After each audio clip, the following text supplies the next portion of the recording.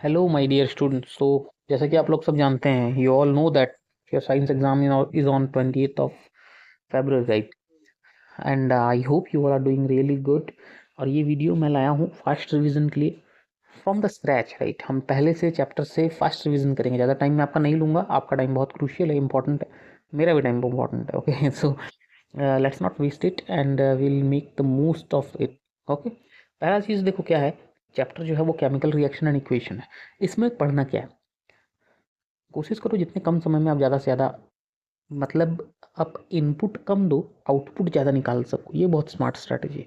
सबसे पहले chemical reaction and equation में हमको क्या जानना है। तुम बोलोगे सर आप खुद बोलते हो एनसीईआरटी का, और आपका नोट्स तो एनसीईआरटी से नहीं है। ये नोट्स पूरी तरह से एनसीईआरटी का बनाया हुआ है। आपको ये नोट्स चाहिए, मुझे व्हाट्सअप करना, मैं आपको ये नोट्स सेंड कर दूंगा। ठीक है। केमिकल रिएक्शन एंड इक्वेशन जो है, इसमें सबसे पहले चीज़ हमको पढ़ना है जो बोर्ड एग्जाम के लिए, वो यही है कि एग्जैक्टली हम किसे कहते हैं केमिकल रिएक्शन, किसे कहते हैं केमिकल इक्वेशन। ठीक है। जब भी कहीं भी चेंज होगा, जैसे आप लोग को मैं बता देता हूँ, ये जो हमारे आसपास जो सब्सटेंसेस हैं उनमें बहुत सारे चेंजेस होते हैं। ठीक है। कुछ कुछ चेंजेस तो टेम्पररी है ना, उनमें कोई चेंजेस नहीं आता, तो वो फिजिकल चेंज है। बट यहाँ पर हम जो पढ़ रहे हैं वो फिजिकल चेंज नहीं पढ़ रहे हैं बच्चे लोग, वो हम केमिकल चेंज पढ़ रहे हैं। तो केमिकल चेंज क्या होता है, वो एक परमानेंट चेंज होता है। जैसे मैं एक पेपर को बर्न कर रहा हूँ, पेपर को बर्न करने के बाद उसके जो राख बनेगा, एशेस बनेगा, मैं उससे दोबारा पेपर नहीं बना सकता। It's irreversible. आप जानते हो कि बहुत छोटा सा चीज़ है। ठीक है। समझ में आया? तो बहुत सारे एग्जांपल्स हैं, बट वही चीज़ है कि आपको एग्ज़ाम के पहले पूरा डीप नहीं जाना। अगर आप एग्ज़ाम के पहले तक पढ़े नहीं हो, वो आपकी गलती है। बट ठीक है, टूटते को तिनके का सहारा है। आप वीडियोस वगैरह देख के जैसे भी करके कंप्लीट करने की अगर कोशिश कर रहे हो, तो आप कोशिश करो कि आप जितना हो सके उनमें से बेटर परफॉर्म कर सको। पर ऐसा होना नहीं चाहिए। 10th के बच्चों को वेल वर्स्ड होना चाहिए अपने चैप्टर में एग्ज़ाम के पहले। इसलिए हम यहाँ पर फास्ट रिविज़न करते हैं। ठीक है। एक सब्सटेंस को मैं कह सकता हूँ कि केमिकल चेंज में वो जा रहा है। अगर substance is set to undergo a chemical change is happening in a substance when the chemical properties of a substance alter or alter. जो भी अंग्रेजी बच्चे हैं समझ जाना भाई अपने हिसाब से। Alter in the sense what, we are changing, right? The chemical properties are changed, that's why. So there might be formation or breaking of atomic bonds. ठीक है, कुछ बॉन्ड्स फॉर्म हो सकते हैं, कुछ पुराने बॉन्ड्स जो हैं वो ब्रेक हो सकते हैं। ठीक है।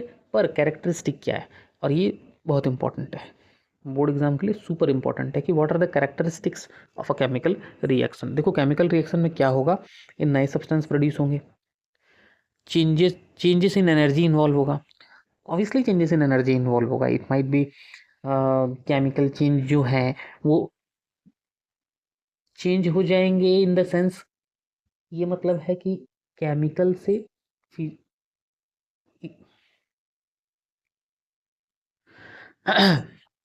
जब भी एक रिएक्शन होगा, रिएक्टेंट से प्रोडक्ट्स बनेंगे, तो उसमें एनर्जी तो चेंज होगा ना। आइदर एक्सोथर्मिक होता है, एंडोथर्मिक होता है, हम देखते हैं कि एनर्जी चेंज होता है in form of heat and all.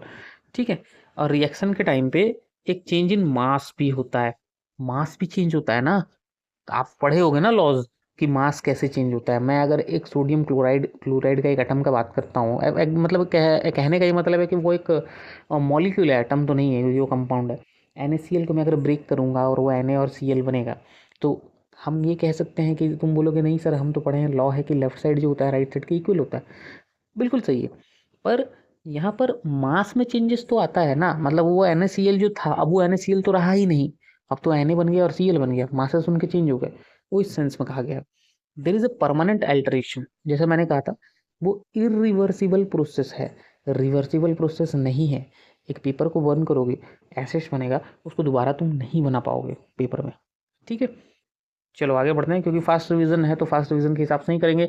Examples कुछ भी लिख सकते हो जो तुम्हारे आसपास होता है, जो तुमको लगता है कि वो एक केमिकल चेंज है। जैसे कुकिंग ऑफ फूड है, रस्टिंग ऑफ आयरन है, हीटिंग ऑफ लीड नाइट्रेट है, हीटिंग ऑफ कुछ भी, not only lead nitrate, heating of anything, any kind of things. अब ये नहीं बोलना कि भाई हीटिंग ऑफ, मैं पानी को गर्म करता हूँ फिर दोबारा पानी बन जाता है ठंडे होने के बाद, that's not what I am saying here. Okay. Sharing of milk, milk में अगर नींबू डाल दो, मिल्क, हम कहते हैं दूध फट गया, ठीक है ना, तो वो मिल्क दोबारा फिर नॉर्मल नहीं हो पाएगा। ठीक है। राइपनिंग ऑफ फ्रूट, आम के बगीचे में आम लगा हुआ है, तुम बोलोगे नहीं सर जल्दी तोड़ लेते हैं, अदरवाइज क्या होगा कि वो हम दोबारा कच्चा हो जाएगा। ऐसा नहीं होता ना बच्चे लोग, ठीक है ना। So these are all irreversible processes. तुम बड़े हो गए हो, तुम 10th में चले गए हो, तुम बोलोगे नहीं सर मुझे फिर 2 में जाना है, छोटा होना है, जितना भी अपने आप को स्क्वीज कर लो, छोटे नहीं हो पाओगे। This is irreversible process. Understood. तो केमिकल इक्वेशन एग्जैक्टली हम लिखें कैसे, उसको लिखने का एक ही तरीका है, मैं सिंपल एक नटशेल में बता देता हूँ। कहाँ गया? जैसे कि एक केमिकल इक्वेशन तुम लिख रहे हो, ये तो भाई तुम लेटर्स में लिख रहे हो ना, नाम में लिख रहे हो। फॉर्मूलाज में कैसे लिखोगे? जैसे ये Mg+O2 MgO, रिएक्टेंट से प्रोडक्ट्स की तरफ रिएक्शन बढ़ रहा है, तो तुम उसको एरो मार्क दोगे राइट हैंड साइड में। बेसिक डिटेल्स उसमें देना जरूरी है, अच्छा है, अपने रिएक्शन को जितना रीडेबल बनाओ उतना बेहतर है। Getting my point? ठीक है। तो इसमें हम क्या कर सकते हैं कि इसमें जैसे मान लेते हैं कि मैं यहाँ पर बोल रहा हूँ कि नहीं MgO2 जो है वो गैस है, तो मैं अगर मेंशन करता हूँ कि हाँ ये बगल में लिखता हूँ कि नहीं ये गैस है, जैसे O2 के बगल में मैं लिखता हूँ कि नहीं G है, that's good, that's good. This that's how you will make your means your reactions fully loaded reaction बना दोगे ना तुम, एक तरह से पूरा रीडेबल हो जाएगा वो। ठीक है। आई होप सभी को बैलेंसिंग आता होगा। ठीक है, ये मैं छोटी छोटी चीज़ें नहीं बता रहा हूँ, छोटे बच्चे नहीं हो, एग्जाम के लिए प्रिपेयर कर रहे हो, समझ रहे होगे कि रिएक्टेंट्स में 2 रिएक्टेंट्स अगर हैं तो उनके बीच प्लस लगाया जाएगा, एरो मार्क प्रोडक्ट की तरफ होगा। अगर इरिवर्सिबल है, अगर रिवर्सिबल है, छोड़ो इरिवर्सिबल को छोड़ो, अगर रिवर्सिबल है तो तुम ये डबल एरो मार्क दोगे ना, एक राइट साइड की तरफ जा रहा है और एक फिर लेफ्ट साइड की तरफ आ रहा है, एक राइट है और एक लेफ्ट है, ये बताने के लिए कि भाई रिएक्टेंट्स अगर प्रोडक्ट बन रहे हैं सॉरी, तो प्रोडक्ट भी रिएक्टेंट्स बन सकते हैं, दैट इज रिवर्सिबल रिएक्शन। ठीक है, आगे बढ़ते हैं। बैलेंसिंग आता होगा मुझे उम्मीद है, अगर नहीं आता होगा तो मैं बता देता हूँ कैसे चेक करोगे। पहले तुम यहाँ देखोगे क्या मैग्नीशियम में कितने एटम हैं, तुम देख रहे हो यहाँ पर मैग्नीशियम के 1 एटम है, तुम यहाँ चेक करोगे मैग्नीशियम के कितने एटम है, तुम देख रहे हो 1 ही एटम, चलो भाई बढ़िया। ऑक्सीजन के 2 एटम है, यहाँ देख रहे हो मैग्नीशियम और ऑक्सीजन, हम तो ऑक्सीजन को खैर देख रहे हैं ना अभी, तो ऑक्सीजन के यहाँ देख रहे हो 1 ही है, ये तो गड़बड़ वाली बात है। तो मैं क्या करूंगा, मैं इनको बराबर करने के लिए, इक्वल करने के लिए क्या करूंगा, Mg+O2 क्या बन रहा है, MgO तो बन रहा है वो, ठीक है, बट यहाँ तो ऑक्सीजन 2 है ना, तो यहाँ पर 2 मल्टीप्लाई कर दोगे तो ये हो जाएगा 2MgO। ठीक है, बात समझ में आ रही है, 2MgO। अब ये 2MgO जो बन रहा है ये तो मैग्नीशियम को भी डबल कर दे रहा है, तो तुम यहाँ पर भी एक 2 दोगे, 2Mg+O2 गिव्स 2MgO। अब देखो बैलेंस है, मैग्नीशियम भी 2 है यहाँ, वहाँ भी 2 है, ऑक्सीजन 2 है, यहाँ भी 2 है, बैलेंस्ड हो गया। इस तरह से हम बैलेंसिंग करते हैं। क्वेश्चंस इस नोट्स के एंड में बहुत सारे क्वेश्चंस हैं, सॉल्व कर लेना एक बार, बहुत अच्छे से समझ में आ जाएगा। ठीक है, एग्जाम के पहले जितना कॉन्साइज तरीके से तुम रिवीजन करोगे उतना तुम्हारे लिए बेहतर होगा बच्चे लोग। ठीक है, चलो आगे बढ़ते हैं, ये मैंने ऑलरेडी बता दिया है, इसको स्किप करते हैं, आगे बढ़ते हैं। ठीक है, no need of doing all this, क्योंकि हम कर चुके हैं। टाइप्स ऑफ केमिकल रिएक्शन बहुत ही सिंपल। पहला कॉम्बिनेशन, जब भी देखोगे कि रिएक्टेंट लेफ्ट साइड में एक से ज़्यादा हैं पर प्रोडक्ट एक ही है, तो वो सीधी सी बात है एक कॉम्बिनेशन रिएक्शन बनता है। जैसे यहाँ पर देखो Fe+S, यानी कि जो हमारा आयरन है और सल्फर है वो मिलके आयरन सल्फाइड बना रहे हैं। ठीक है ना, समझ पा रहे हो ना? ठीक है, तो इस तरह से हम ये कह सकते हैं कि ये कॉम्बिनेशन रिएक्शन है। क्यों? लेफ्ट साइड में 2 हैं रिएक्टेंट्स और राइट साइड में एक ही प्रोडक्ट है, दैट्स व्हाई। करेक्ट। सिमिलरली कुछ और टाइप्स हैं जो हमको पढ़ना है और एग्जाम के लिए याद रखना बहुत जरूरी है, वो है एंडोथर्मिक रिएक्शन, एक्सोथर्मिक रिएक्शन। जहाँ पर हम एनर्जी को एब्जॉर्ब करते हैं, जहाँ एनर्जी को हम ले रहे हैं, यानी उसको मैं ये कह सकता हूँ कि एनर्जी मेरा यहाँ पॉजिटिव है, प्लस हो रहा है, यहाँ पे एनर्जी को मैं एब्जॉर्ब कर रहा हूँ या हीट को मैं एब्जॉर्ब कर रहा हूँ, वो एंडोथर्मिक रिएक्शन है। और एक्सोथर्मिक में मैं हीट को रिलीज कर रहा हूँ, अपने से मैं माइनस कर रहा हूँ। एक्सो, किसी भी चीज का एग्जिट होना, किसी भी चीज का एग्जिट होना, निकल के बाहर जाना, मुझसे अलग होना, that is known as exothermic. From exit you have to remember exo, that's how you can make trick, otherwise what happens, during examination, due to the anxiety of examination, due to nervousness, we do very minor mistakes, and it's not good. Okay, you can't afford doing mistakes in board exam. Okay, ठीक है, इसलिए जितना हो सके भाई simple trick बनाओ पर अच्छा परफॉर्म करना है। ठीक है, चलो डिकम्पोजिशन रिएक्शन क्या होता है, और भी आसान है। इसमें तुम देखोगे कि रिएक्टेंट एक ही है पर प्रोडक्ट उससे ज़्यादा है, क्योंकि एक के टुकड़े हो रहे हैं ना, एक डिकम्पोज हो रहा है, ब्रेक हो रहा है इनटू डिफरेंट डिफरेंट कंपाउंड्स या एलिमेंट्स, कुछ भी बोल सकते हो तुम। यहाँ पर मर्क्यूरिक ऑक्साइड जो है वो हीट होने की वजह से ब्रेक हो रहा है into mercury and oxygen. Okay, और ये डिटेल देख रहे हो यहाँ पे, ऑक्सीजन के बगल में एक एरो मार्क ऊपर की तरफ जा रहा है, मीन्स ऑक्सीजन इज इवॉल्व्ड।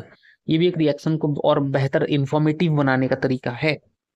ठीक है, एग्जाम में बहुत चौंचला लोग मैं सुनता हूँ, बहुत बोलते हैं कि नहीं आप पेपर को जितना हो सके रीडेबल बनाओ। दैट्स ग्रेट, दैट्स गुड कि आप पेपर को रीडेबल बनाओ। रीडेबल बनाने के चक्कर में ना पेपर को सतरंगी मत बनाना कभी, जैसे लाल रंग से अंडरलाइन कर दिए, फिर हरे रंग से टॉपिक दे दिए, पिंक वाले पेन से नीचे पैराग्राफ लिख रहे हो, नहीं वो नहीं करना है। डिसिप्लिन में रहना है। डिसिप्लिन में रह के आपको जितना हो सके उतना पेपर को क्लीन नीट लगना चाहिए कि एक पढ़े लिखे इंसान का लिखा हुआ पेपर है। ठीक है, थर्मल डिकम्पोजिशन रिएक्शन क्या होगा, वही ब्रेक ही करेगा वो, बट इसमें हीट के द्वारा उसको ब्रेक करेगा। Due to heat it will break, that's why it's written here that means that's why it is thermal decomposition. Are you getting my point?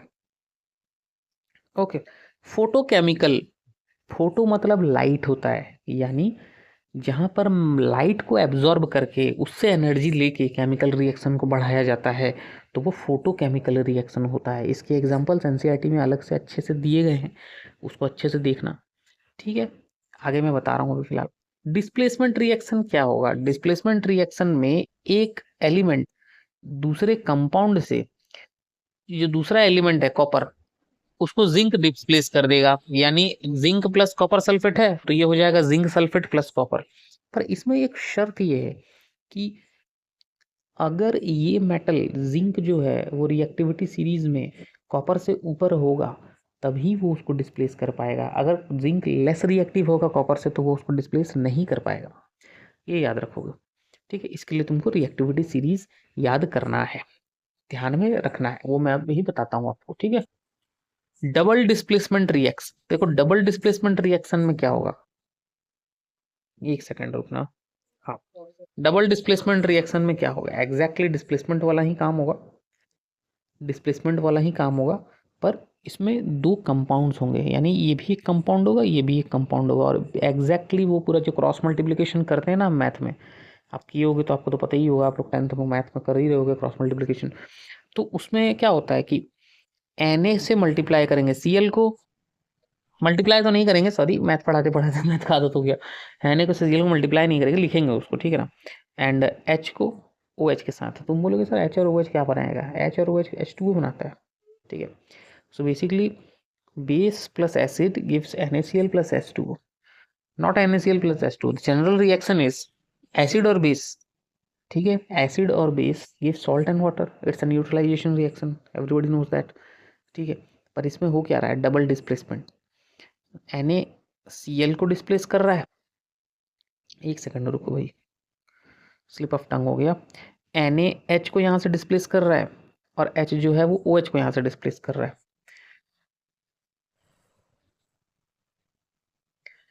बात समझ में आ रही है? चलो आगे बढ़ें। और types of double displacement reaction में क्या होगा, मैं तो एक टाइप तो तुमको दिखा ही दिया, न्यूट्रलाइजेशन, और पहला जो है वो प्रेसिपिटेशन रिएक्शन है। प्रेसिपिटेशन मतलब एक इनसॉल्युबल सब्सटेंस बनता है उन रिएक्शन में जो कि डिसॉल्व नहीं होता, और वो एक एक लेयर की तरह हमेशा विजिबल रहता है, दिखता रहता है। करेक्ट है, देखो यहाँ पर क्या हो रहा है, NaOH plus HCl, NaCl plus H2O, in terms of ions ये शो कर रहा है उस चीज को, बेस और एसिड मिलके बनाते हैं सॉल्ट एंड वाटर, तो एक ही चीज है, देखने की क्या जरूरत है इसमें। ठीक है, let's proceed, just a second, sorry. या ऑक्सीडेशन रिडक्शन रिएक्शन, ये रेडॉक्स रिएक्शन बहुत इंपॉर्टेंट है। यहाँ पर तुमको ये दिखना है कि ऑक्सीडेशन किसे कहते हैं, रिडक्शन किसे कहते हैं, और वो कैसे होता है। जब फेरिक ऑक्साइड रिएक्ट करता है कार्बन मोनोक्साइड के साथ तो वो क्या करेगा, ये आयरन जो है ये क्या करेगा, कार्बन डाइऑक्साइड को, मतलब कहने का मेरा ये मतलब है कि फेरिक ऑक्साइड और कार्बन मोनोक्साइड जो जब रिएक्ट करेंगे तो कार्बन मोनोक्साइड क्या करेगा, आयन को अलग कर देगा और खुद उस O3 के साथ एक कंपाउंड बना लेगा CO2। समझ पा रहे हो? तो ये एक तरह का रिडक्शन रिएक्शन है। क्यों रिडक्शन, मैं क्यों कह रहा हूँ, रिडक्शन दो तरीके से होता है, या तो ऑक्सीजन का रिमूवल, ध्यान रखना बच्चे लोग ये बात, ये बहुत इंपॉर्टेंट है, या तो ऑक्सीजन का रिमूवल रिडक्शन कहलाता है, या तो हाइड्रोजन का ऐड होना रिडक्शन कहलाता है। ध्यान से समझ जाना, ये इंपॉर्टेंट है बहुत। यहाँ पे ऑक्सीजन रिमूव हो रहा है फ्रॉम आयरन, तो ये एक रिडक्शन रिएक्शन है। ऑक्सीडेशन आप जान ही रहे होगे, जब ऑक्सीजन ऐड होगा और हाइड्रोजन रिमूव होगा तो उसको ऑक्सीडेशन कहेंगे। ठीक है, ऑक्सीडाइजिंग एजेंट क्या होगा, जो खुद रिडक्शन हो जा रहा है, रिड्यूस हो जा रहा है, बट सामने वाले को ऑक्सीडाइज कर दे रहा है, वो ऑक्सीडाइजिंग एजेंट है। रिड्यूसिंग एजेंट जो खुद ऑक्सीडाइज हो जा रहा है और सामने वाले को रिड्यूस कर दे रहा है, वो रिड्यूसिंग एजेंट है। समझ पा रहे हो? जैसे यहाँ पर मैं बोलूँगा व्हाट इज ऑक्सीडाइजिंग एजेंट, तो तुम क्या बोलोगे, इनमें से ऑक्सीडाइजिंग एजेंट कौन है? भाई जो खुद रिड्यूस हो रहा है वही तो ऑक्सीडाइजिंग एजेंट है ना। आयरन ही तो है, ये तो है ना, ये खुद रिड्यूस हो रहा है क्योंकि ये अपने अंदर के ऑक्सीजन को यहाँ भेज रहा है, तो ये खुद रिड्यूस हो रहा है और सामने वाले को ऑक्सीडाइज कर रहा है, तो ये ऑक्सीडाइजिंग एजेंट हुआ। समझ पा रहे हो ना? ऐसे ही आपको समझना है लॉजिक लगा के। ठीक है, रेडॉक्स रिएक्शन तो बहुत ही सिंपल है। रेडॉक्स रिएक्शन का मतलब ये हो जाता है कि जहाँ पर ऑक्सीडेशन और रिडक्शन दोनों एक साथ हों तो उनको हम रेडॉक्स कहते हैं। जैसे इस रिएक्शन में बहुत ही अच्छा एग्जाम्पल भी दिया है ये, इस रिएक्शन को ध्यान से देखोगे ना तो यहाँ पर जो हाइड्रोजन सल्फाइड है इसके साथ क्लोरीन को रिएक्ट करने पे HCl और सल्फर बन रहा है, यानी ये जो मेरा H2S है ये ऑक्सीडाइज होके S बन जा रहा है। तुम बोलोगे सर ऑक्सीडाइज क्या, मैं तो खुद बताया था ना, अगर हाइड्रोजन रिमूव होता है, removal of hydrogen is also oxidation, तो ये ऑक्सीडाइज हो रहा है। क्लोरीन में हाइड्रोजन ऐड हो जा रहा है तो ये रिडक्शन हो रहा है। अगर हाइड्रोजन ऐड हो जा रहा है तो सीधी बात है वो एक रिडक्शन है। ठीक है, थोड़ा सा गड़बड़ हो गया लिखने में, चलो कोई बात नहीं। समझ पा रहे हो, हाइड्रोजन ऐड हो जा रहा है तो वो भी रिडक्शन है, तो यहाँ देखो हाइड्रोजन ऐड हो रहा है ना, तो ये एक रिडक्शन प्रोसेस है। ठीक है, आ जाते हैं कोरोजन में। सबसे सिंपल चीज़ एग्जाम में जो आने के चांस है बोर्ड एग्जाम में वो है chemical formula of rust Fe2O3.XH2O। ठीक है, बात समझ पा रहे हो, XH2O in the sense what, मतलब आयरन ऑक्साइड में वाटर तो रहेगा ना, बट कितने मॉलिक्यूल ऑफ वाटर डिपेंड करता है। To form a red brown flaky substance called rust. This process is commonly called rusting of iron. Okay, so whenever iron is exposed to moisture and air, it forms a flaky substance, red brown color, and that red brown color substance is called a rust. It weakens that particular metal, ठीक है ना, metal को week बनाना काम है उसका। Prevention of corrosion क्या करेंगे, अगर हमको डर है कि हमारे इस कॉरोजन की वजह से, रस्टिंग की वजह से बिल्डिंग, ब्रिज, शिप, ऑटोमोबाइल और भी जो इंपॉर्टेंट चीज़ें खराब हो सकती हैं तो हम उसको प्रिवेंट करेंगे। कैसे प्रिवेंट करेंगे, गैल्वनाइजेशन कर सकते हैं, इलेक्ट्रोप्लेटिंग कर सकते हैं, दूसरा मेटल का पानी उसके ऊपर चढ़ा सकते हैं, राइट, दूसरा मेटल को इलेक्ट्रोप्लेट कर सकते हैं उसके ऊपर। That's how will protect it, right, prevent it. अब आ जाते हैं रेंसिडिटी पे।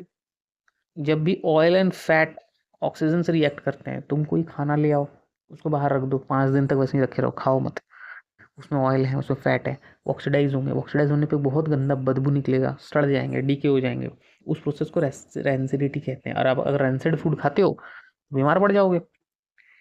ठीक है, इसलिए फूड को हमेशा एयर टाइट कंटेनर्स में रखना चाहिए, एंटीऑक्सीडेंट्स यूज़ करना चाहिए या फिर रेफ्रिजरेशन में रखना चाहिए।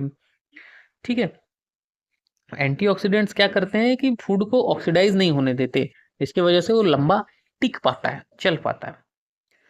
ठीक है, मैंने और कहा ही था कि एयर टाइट कंटेनर्स में रखना चाहिए, रेफ्रिजरेट करना चाहिए, तो ये सारी चीज़ें हैं रेंसिडिटी की, पढ़ सकते हो। रेस्ट मैं ये शेयर करूँगा आप लोगों के साथ, ये माइंड मैप है इसका। ठीक है, केमिकल रिएक्शन इक्वेशन का माइंड मैप है, और ये सारे इंपॉर्टेंट क्वेश्चन हैं जो कि आपको बोर्ड एग्जाम में बहुत हेल्प करने वाले हैं। Which of the following is displacement reaction, magnesium ribbon is rubbed, ये सारा इंपॉर्टेंट है। ठीक है, ये सारा इंपॉर्टेंट क्वेश्चन है। Which of the following statements are correct. तो ये क्वेश्चन वाला पार्ट मैं चाहता हूँ आप लोग खुद सॉल्व करो। ठीक है, और मैं शेयर कर दूंगा, आप लोग लेके इसको सॉल्व कर सकते हो, एग्जाम के पहले आपका बहुत हेल्प होगा। ठीक है, thanks a lot and keep learning, and I hope you will do really good in your science exam also. Okay, students, bye bye. Thanks for watching, my dear students.